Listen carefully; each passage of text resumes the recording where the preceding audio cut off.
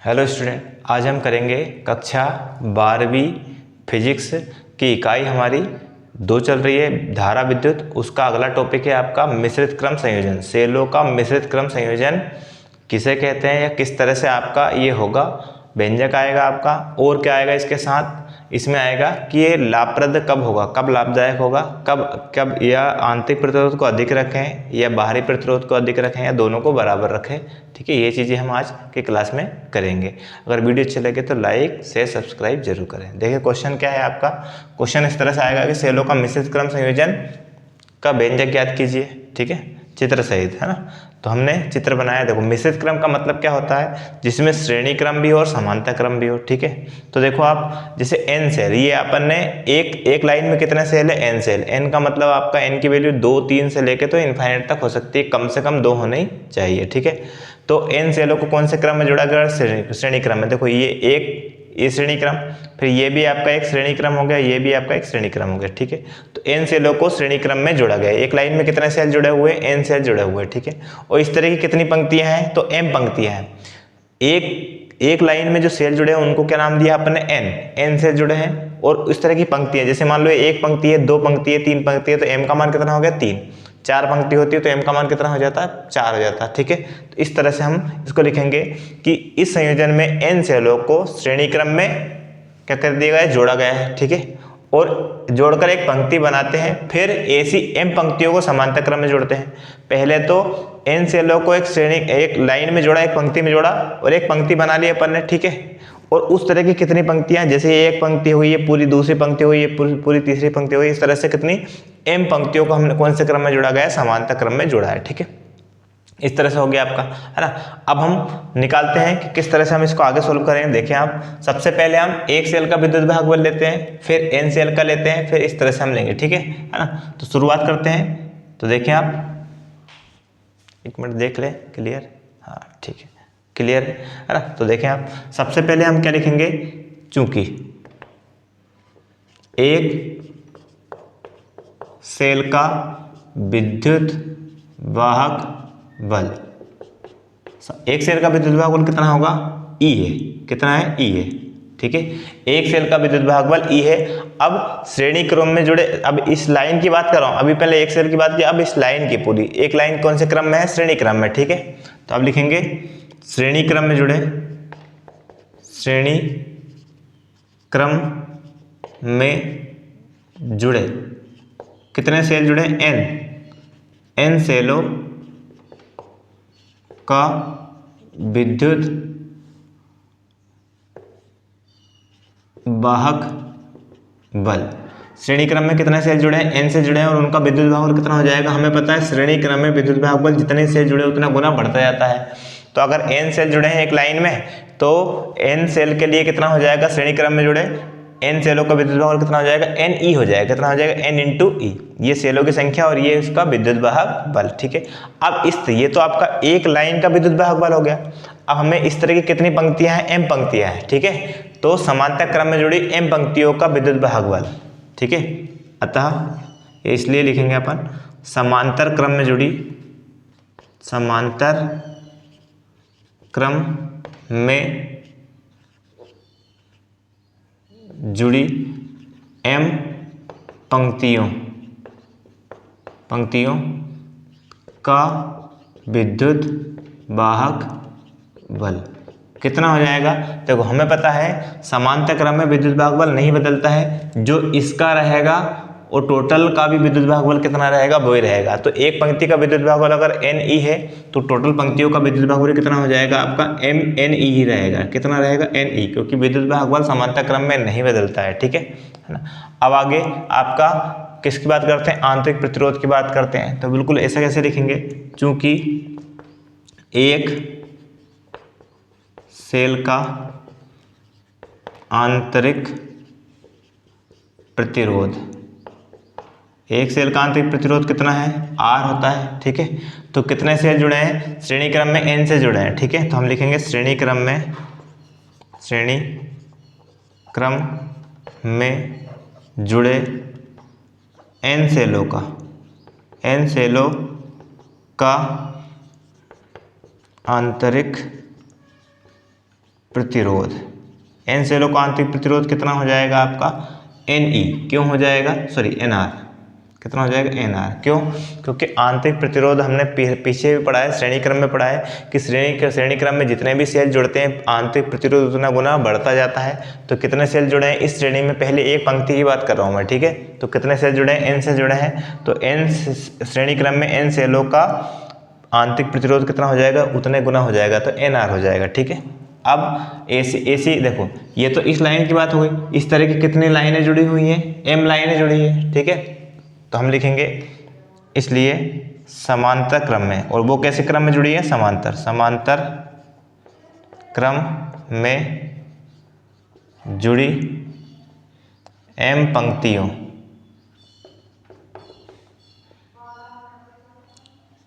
का आंतरिक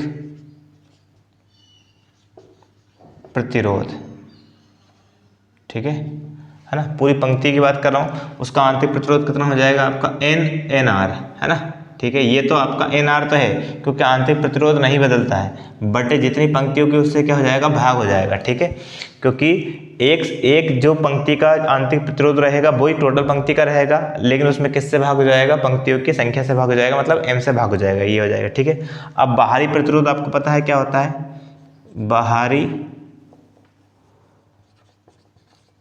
प्रतिरोध कितना है, कैपिटल आर। तो कुल प्रतिरोध की बात करते हैं अपन, ठीक है। कुल प्रतिरोध बराबर कितना हो जाएगा, ये आंतरिक प्रतिरोध पूरे सेलों का, ठीक है। तो कितना एन आर बटे एम, और प्लस ये बाहरी प्रतिरोध, ठीक है, इसका बटे एक ले लें, एलसीएम कितना आएगा इसका एम, इसका मल्टीप्लाई इधर इसका इधर, तो कितना हो जाएगा आपका N R plus M capital R, ठीक है ये। तो कुल प्रतिरोध कितना हो गया, कुल प्रतिरोध आपका हो जाएगा N R plus M R और बटे में कितना एम, ये आपका कुल प्रतिरोध हो गया पूरे परिपथ का। पूरे परिपथ में जितने भी सेल जुड़े हैं उनका कुल प्रतिरोध कितना, ये हो गया, ठीक है ना। अब आगे बढ़े हम, तो किस तरह से हम आगे बढ़ेंगे, देखो यदि बहने वाली धारा क्या होती है, आई होती है, हमने पीछे पढ़ा था। यदि परिपथ में बहने वाली धारा क्या हो, आई हो। यदि परिपथ में बहने वाली धारा कितनी हो, आई हो, तो फॉर्मूला पढ़ा था हमने, विद्युत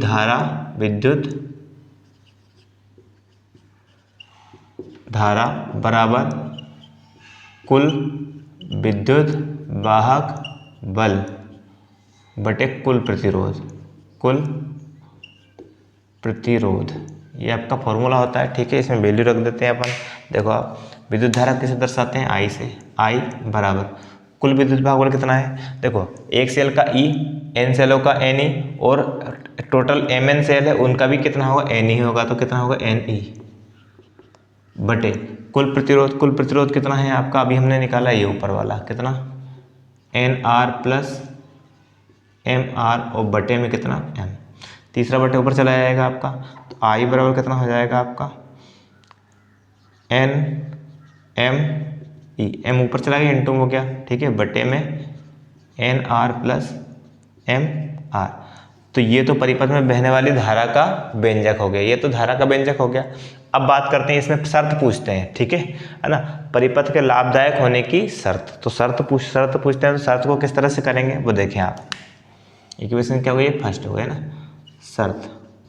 शर्त में क्या है, अगर धारा का देखो धारा का मान अधिकतम होना चाहिए, तो इसका मान क्या होगा, न्यूनतम। जितना मान इसका कम होगा इससे भाग देंगे, तो आंसर आई का मान क्या हो जाएगा, उतना ज़्यादा बढ़ता जाएगा, ठीक है ना। तो हम लिखेंगे धारा के अधिकतम मान के लिए, धारा के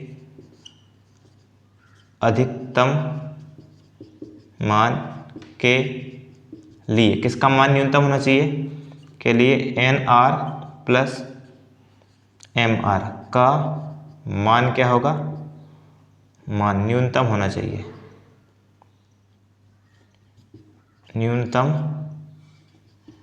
होना चाहिए। सॉरी, ठीक है। तो धारा का अगर मान ज़्यादा लाना है अपने को तो ये N R plus M R का मान क्या होना चाहिए, कम से कम होना चाहिए, ठीक है। तो अब इसको किस तरह से हम सॉल्व करेंगे देखो आप, ठीक है। तो इसको इसके लिए क्या लिए एन आर, इसको M R plus N R भी लिख सकते हैं, कोई दिक्कत नहीं है, ठीक है। M R plus N R कोई दिक्कत नहीं है, आगे पीछे लिख सकते हैं, बराबर फॉर्मूला क्या हो जाएगा देखो, इसको हम कैसे लिख सकते हैं, इसको लिख सकते हैं एम आर रूट के अंदर होल स्क्वायर, ठीक है, रूट के अंदर होल स्क्वायर प्लस रूट में एन आर का होल स्क्वायर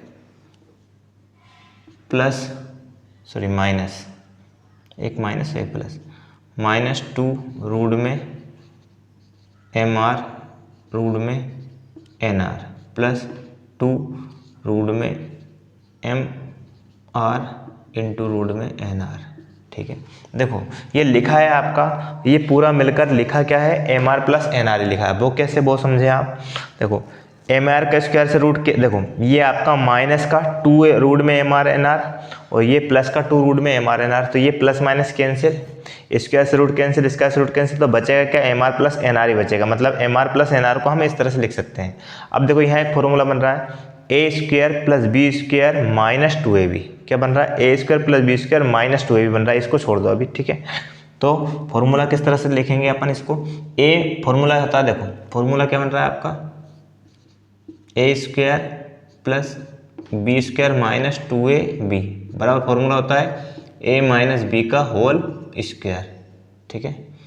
तो ए की वैल्यू कितनी है आपकी, रूट में एम आर, और बी की वैल्यू कितनी है, रूट में एन आर, तो फॉर्मूला है ए माइनस बी, ए की वैल्यू है रूट में एम आर और माइनस बी की वैल्यू है रूट में एन आर, और इसका कितना होल स्क्वायर, ये A square plus B square minus 2ab, ये फॉर्मूला बन गया, प्लस ये ऐसा कैसे रहना दो, ठीक है, प्लस 2 रूट में एम आर इंटू रूट में एन आर, ठीक है। अब हमें क्या, हमें इसका मान न्यूनतम चाहिए, इसका मान न्यूनतम होने के लिए इसका मान कितना होना चाहिए, 0 होना चाहिए, ठीक है, 0 के बराबर होना चाहिए, तो हम लिख सकते हैं इसको M R plus N R के न्यूनतम मान के लिए, ठीक है, किसका मान 0 होना चाहिए, इसका है ना, ये 0 के बराबर हो जाएगा क्या, रूट में एम आर माइनस रूट में एन आर, इसका होल स्क्वायर हो, ये किसके बराबर होना चाहिए, 0 के बराबर होना चाहिए, ठीक है। देखो इसका मान न्यूनतम कब आएगा, जब ये पूरा 0 हो जाए, तो ये बचेगा आपका, इसका मान क्या हो जाएगा, कम से कम हो जाएगा, ठीक है ना। देख लेते हैं, पूरा क्लियर दिखाई दे रहा है। अब देखें आप आगे, इससे हम इसका मान निकाले, देखो इसका हटाएंगे तो रूट लगेगा, तो रूट 0 का रूट 0 होता है, तो क्या लिख सकते हैं, रूट में एम आर माइनस रूट में एन आर बराबर कितना 0, पक्षांतर कर दे इसको, तो रूट में एम आर बराबर रूट में एन आर, प्लस का हो गया, दोनों पक्षों क्या कर दें, बर करने पर क्या कर जाएगा, रूट कट जाएगा, तो क्या बचेगा आपका एम आर बराबर एन आर बचेगा। अब यहाँ से दो मान निकाल सकते हैं, एक एम का और एक एन का। देखो अगर हम m का मान निकालें या n का मान, ठीक है, देखो स्मॉल r और कैपिटल R दोनों में से किसी का भी मान हम निकाल सकते हैं। तो यहाँ से हम कैपिटल अगर R का मान निकालें तो कितना हो जाएगा, n r और बटे में m, या अगर यहाँ से r स्मॉल r का मान निकालें, ठीक है, तो क्या हो जाएगा, ये n बटे में चला जाएगा, कितना हो जाएगा m r बटे में n। तो कैपिटल R और स्मॉल r के मान निकल आए आपके, ठीक है। इनका मान कहाँ रखना है, समीकरण एक में एक बार ये रखना है और एक बार ये रखना है, ठीक है ना। दोनों मान रख के आपको अधिकतम धारा का व्यंजक निकालना है। तो देखिए आप समीकरण कौन से में, समीकरण एक में किसका मान रखना है, पहले कैपिटल R का मान रखने पर, समीकरण एक में कैपिटल R का मान रख रहे हैं यहाँ, ठीक है। तो देखो I इज इक्वल टू ऊपर है एन एम ई बटे एन आर, ऐसा कैसे, कैपिटल R का मान रख रहा है ये, ठीक है, एन आर बटे एम। तो एन आर ऐसा कैसे, small N R plus M और इनटू आर। देखो एम आर, आर की वैल्यू कितनी है, एन आर बटे एम, एन आर बटे एम, एम से एम कैंसिल, आई बराबर धारा क्या होगी, मैक्सिमम होगी, तो आपको लिख सकते हैं यहाँ धारा आई मैक्सिमम, क्या लिख सकते हैं, I max, M A X मतलब मैक्सिमम। क्या ऊपर हो गया एन एम और ई, नीचे एन आर और ये भी एन आर बचा, कितना होगा 2NR हो गया, एन से एन कैंसिल हो गया, तो कितना बचा आई मैक्सिमम बराबर कितना हो गया आपका एम ई बटे 2R, एक मान तो ये हो गया, ठीक है ना। अब स्मॉल आर का मान रख दें, ठीक है, दो मान रख सकते थे अपन, स्मॉल आर का मान रखने पर, है ना, समीकरण 1 में कुछ का मान रखने पर, समीकरण 1 में स्मॉल आर का मान रखने पर, स्मॉल आर क्या है आपको पता है, आंतरिक प्रतिरोध है, ठीक है, आंतरिक प्रतिरोध का मान यहाँ इसकी जगह पर रखेंगे, ये ऐसा कैसे रहेगा, ठीक है, तो क्या हो जाएगा आपका आई बराबर हो जाएगा आई मैक्सिमम, यहाँ धारा क्या होगी, अधिकतम होगी, एन एम ई बटे एन ब्रैकेट में इसके इनटू में लिख सकते हैं एन आर का मान, किसका, आर का मान, आर का मान कितना है, ये एम आर बटे एन, और प्लस यहाँ भी कितना है एम आर है, एन से एन कैंसिल, तो ये आपका हो गया आई मैक्सिमम बराबर एन एम ई बटे में एन आर कितना होगा 2NR हो गया, ठीक है, 2MR हो गया, सॉरी 2MR, एम से एम कैंसिल, तो धारा आई मैक्सिमम कितनी हो जाएगी, धारा का मान हो जाएगा कितना NE, ऊपर तो NE आ गया और नीचे कितना आ गया 2R, ठीक है, दोनों मान सेम ही है। देखो आई मैक्सिमम ऊपर m का गुणा कर देंगे ई में, बटे में स्मॉल आंतरिक प्रतिरोध हो जाएगा, या n का मतलब सेलों की संख्या गुणा कर देंगे एक पंक्ति में, बटे में कैपिटल R मतलब बाहरी प्रतिरोध हो जाएगा, ठीक है, इस तरह से आपका आ रहा है ना। तो हमसे पूछा क्या था कब लाभप्रद होगा, तो हम लिखेंगे अतः संयोजन लाभप्रद होगा जब आंतरिक प्रतिरोध और बाहरी प्रतिरोध क्या हो, आपस में बराबर हो, ठीक है, तो हम लिख सकते हैं, यहाँ लिख दें अतः सेलों का मिश्रित क्रम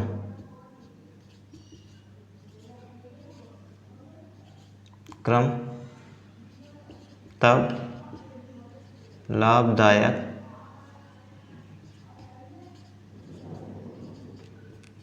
होगा जब आंतरिक प्रतिरोध बाहरी प्रतिरोध के बराबर हो, ठीक है, ये कंडीशन होगी, है ना।